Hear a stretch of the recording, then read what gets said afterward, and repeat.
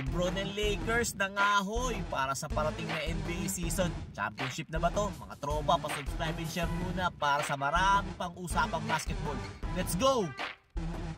Unahin na natin si Austin Reeves. Alam naman natin na breakout year niya last season.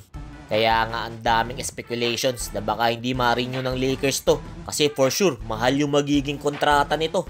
Buti na lang, pumayag siya sa 56 million for 4 years para manatiling Laker.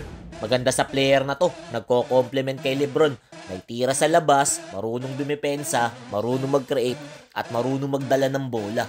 Number 2, Christian Wood. Si Christian Wood na nga ata isa sa mga pinakamahusay na grinder ng NBA. Alam naman natin, galing lang to sa baba.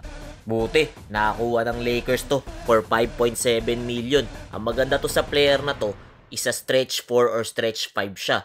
May tira siya sa labas, marunong siya sa pick and roll, at higit sa lahat, kayang-kaya niyang sumalo ng alley-oop. Yung mga ganitong player na maganda yung work ethic, gustong-gustong kakampi ni Lebron to. Kaya for sure, malaki pa i-improve nito sa Lakers at makakatulong to sa paghahabol nila ng championship this season. Number 3, Gabe Vincent. Ito na ata isa sa mga sneaky pick ng Lakers this season. Sipin nyo, nakuha lang siya ng 33 million for 3 years. Ang ganda ng nilaro niya sa Miami. Naaalala ko nung playoffs. Isa siya sa mga top scorer ng Miami after Jimmy Butler. Siya na ata or pangatlo siya sa mga may score dito. Ang ganda sa player na to, walang katakot-takot. May tira siya sa labas at higit sa lahat, magaling siyang dumipensa. Combo guard to na pwedeng maglaro ng 1 and 2 at mataas ang basketball IQ.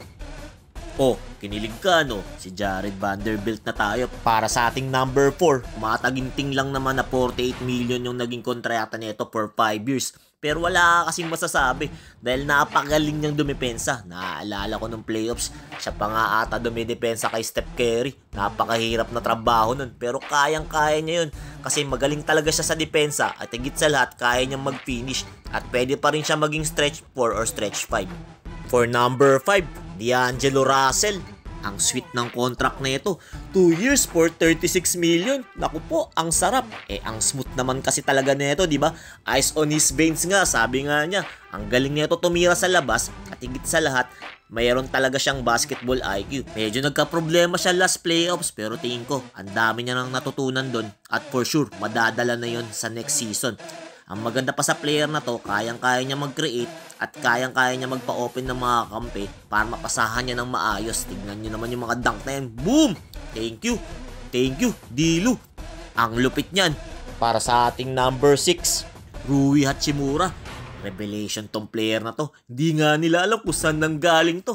Pero bigla na lang ang ganda ng nilaro niya sa playoffs. Parang sanay na siya doon.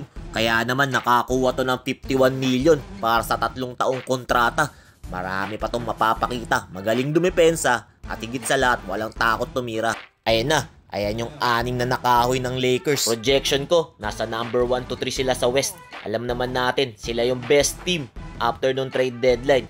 Kaya sa mga nagawa pa ni Rob Pelinka, thank you talaga sa kanya. Kayang-kaya na mag-champion ng Lakers ngayon. Usapang basketball, thank you!